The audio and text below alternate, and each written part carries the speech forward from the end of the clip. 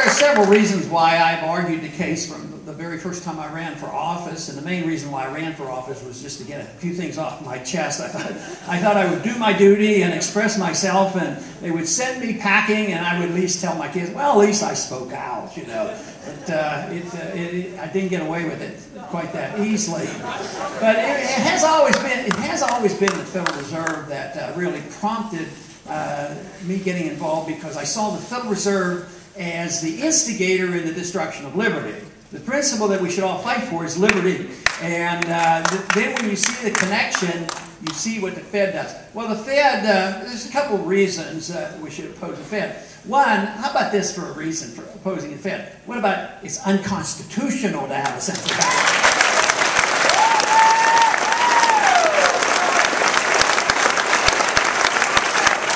There's no authorization in the central bank. The argument's going on for a long time. Jefferson and Hamilton argued about it, but it was ups and downs. They tried it, and it would be undermined, and then it would be ended, and they'd try another one. But since 1913, we as a people have been too complacent, and we've gotten ourselves into this mess. So the other thing is maybe it's immoral to have a secret bank, a secret group of people who literally debase the money and they're not accountable. So it's a moral issue for me that they shouldn't have this privilege to do this. Economically, of course, it's so totally unsound to allow the central bank to print money, alter the interest rates, and cause the financial bubble.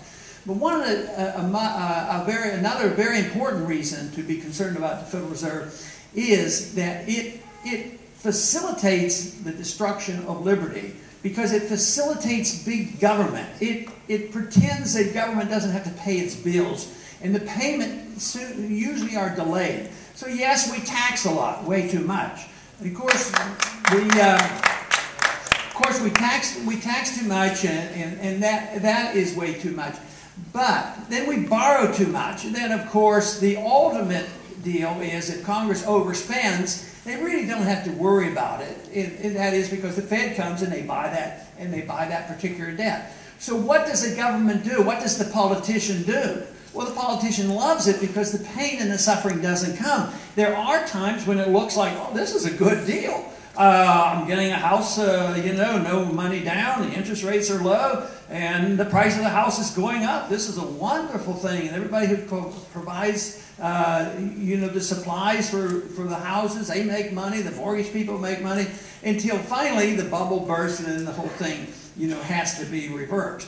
But as long as the Fed is there, the politician is going to spend money, because that's how the politician gets reelected. What do you need? Oh, well, I need more of this, this, and this. And the politician continues to spend, and they don't worry about the deficit.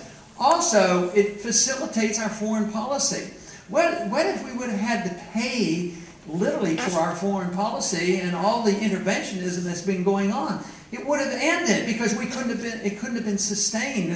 The people would have rebelled because the taxes would be so high and interest rates would go up. So, in other words, with the Federal Reserve, it allows the growth of government, and to the point where, as the government grows, it diminishes our personal liberty, and as we do that, we undermine productivity, and the country has to get poorer.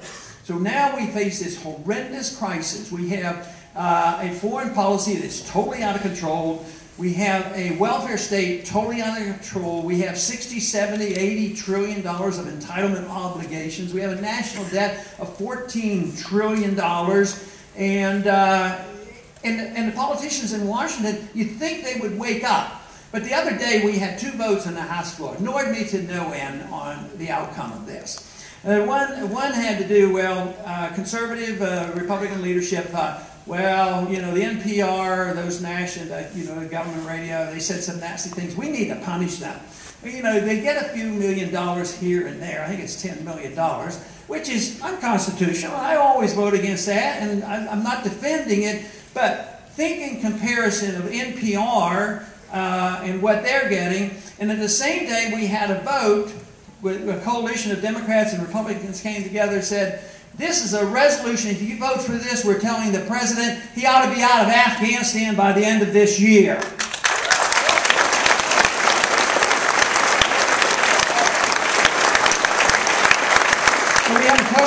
of 93 votes to come home and quit pursuing a policy that was similar to the one that brought the Soviet system down.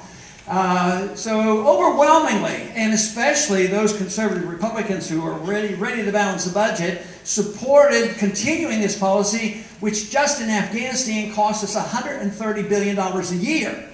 But no, then overwhelmingly they voted to delete the funds for NPR and be able to go home and say, hey, look at what we did. We're going to balance the budget on the backs of NPR. It just struck me as totally inconsistent and not addressing the subject. That's because it's still political down there. And you have to think in bigger terms. You have to think about our policies. To deal with, and even Afghanistan, coming out of Afghanistan, only addresses a small amount of that problem. It's the overall policy. It's a policy of interventionism. It's this policy that the founders advised us against. The founders said, no entangling alliances, don't get involved in internal affairs of other nations. Be friends with nations, trade with people, but stay out of these foreign entanglements. And